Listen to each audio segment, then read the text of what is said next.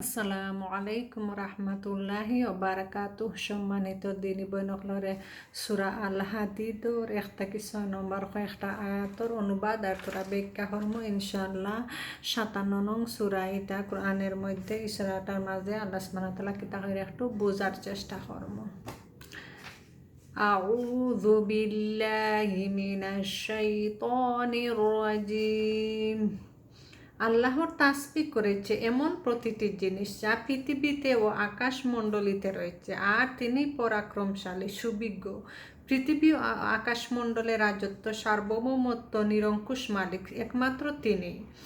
জীবন দান করেন এবং মৃত্যু দেন তিনি, এবং সব কিছুর উপর তিনি শক্তিমান। তিনি প্রথম, তিনি শেষ, তিনি প্রকাশমান, তিনি প্রচ্ছন্ন এবং তিনি প্রতিটি বিষয়ে অবহিত।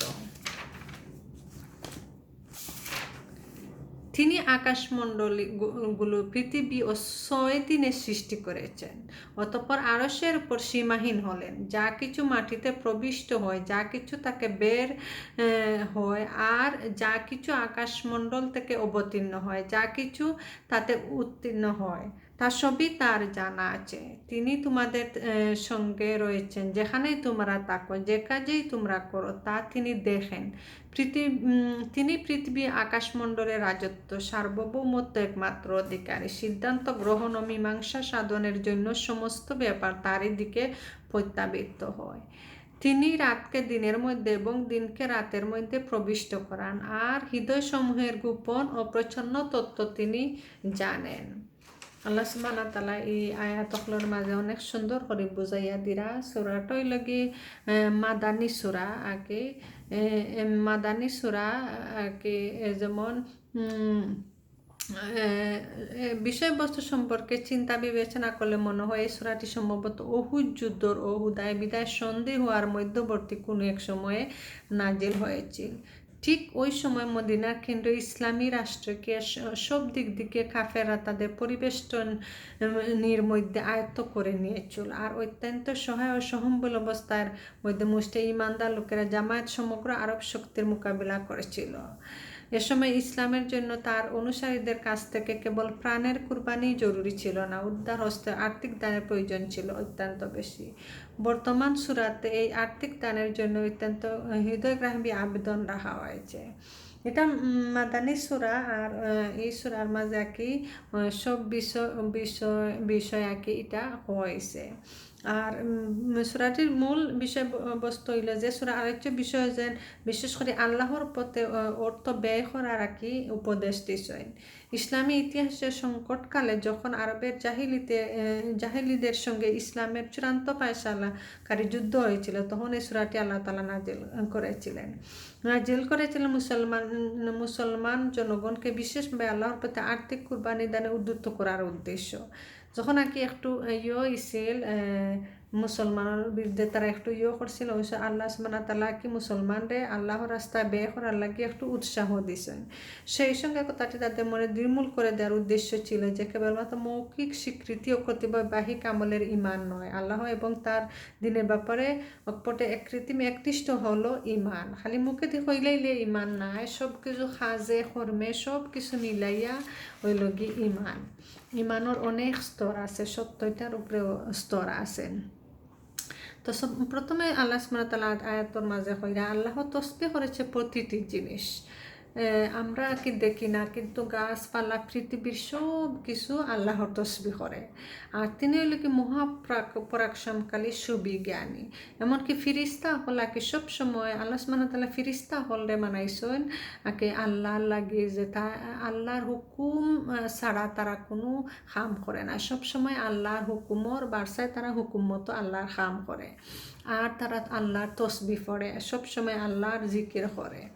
তারা লাগে পবিত্র, তারা কোনো গুনাহ করে না করে। আর পৃথিবীর আকাশমণ্ডলের সার্বভৌমত্ব আর কি মালিক রহমতে আল্লাহ, আর তাই জীবন আর মৃত্যু দিছেন একমাত্র মানুষের পরীক্ষা করার লাগে যে সে আমলের চেয়ে বেশি যেমন ফিরিস্তা হল তারা তো সব তারার কোনো নাই, পরীক্ষা নাই, তারা সব কিছু আগে আল্লাহর কথা মতো চলে, তারা কোনো অবৈধ কাম করে না, বাদ কাম করে না।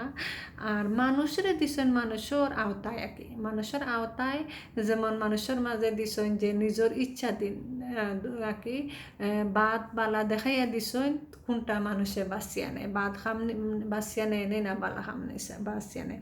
কোরআনের মধ্যে সব কিছু নিয়ম কানুন দিছেন যে মানুষ কোনটা বাঁচিয়া নিত। যেমন একজন একটা ক্লাসও যদি মানুষ ঠিক মতো পড়ে না, ক্লাসও পরীক্ষা ঠিক মতো দেয় না, তো এই মানুষটা পরীক্ষা ফাঁস করবো নি, ফাঁস করতে নাই, টিচারে কইব তো এই মানুষটা এমনও বুঝবো যে এই মানুষটাই ফেল করবো।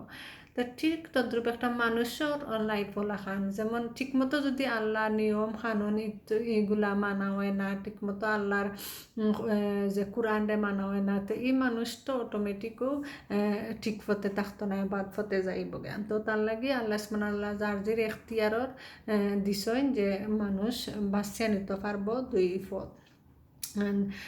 আর দুনিয়ার পরীক্ষাতে এটা ফেল করলেও কিচ্ছু না, অত বেশি ক্ষতি হইতে না, কিন্তু আল্লাহর পরীক্ষাত ফেল করলে এটার পরিবর্তে জাহান্নাম। তো এটা আল্লাহ বারবার সতর্ক করিয়া দিরা আর কি।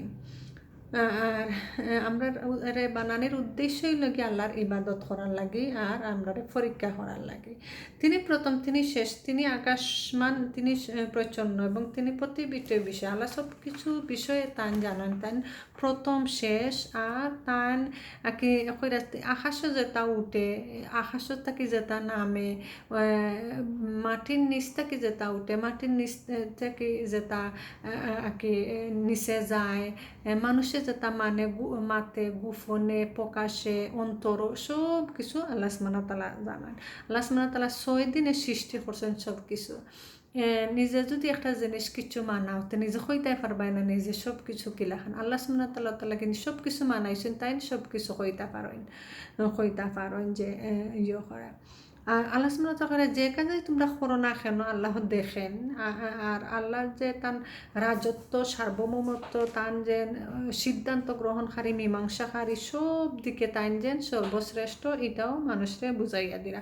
আর বা দিন রে রাতের মাঝে প্রবেশ করাইরা, রাত্রে দিনের মাঝে প্রবেশ করাইরা। খালি যদি রাত্রে হইতে তো চললো না হলে, খালি যদি দিন হইতে তো চললো না হলে, আল্লাহ রহমত থেকে সব কিছু একটা সুন্দর করে শৃঙ্খলা করিয়া দিছেন। আর মানুষের একটা রহমত স্বরূপ সব কিছু দিছেন, মানুষে বুঝতো, বুঝিয়া আমল করতো, আল্লাহর কথা মতো চলতো।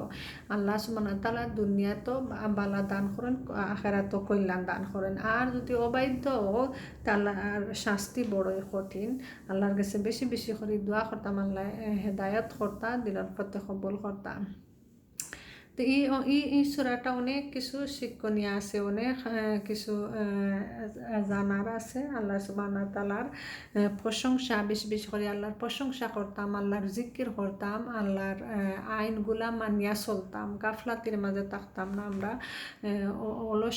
অলসামিনে করতাম না, আল্লাহরে সবসময় স্মরণ করতাম, আরতে বইতে উঠতে ঘুমাইতে আল্লাহর তসবিহ, সুবহানাল্লাহ, আলহামদুলিল্লাহ, লা ইলাহা ইল্লাল্লাহ, আল্লাহু আকবার, জিকিরটা বেশি বেশি করি, আল্লাহর গুণগান গাওয়া। জাযাকুমুল্লাহু খাইরান।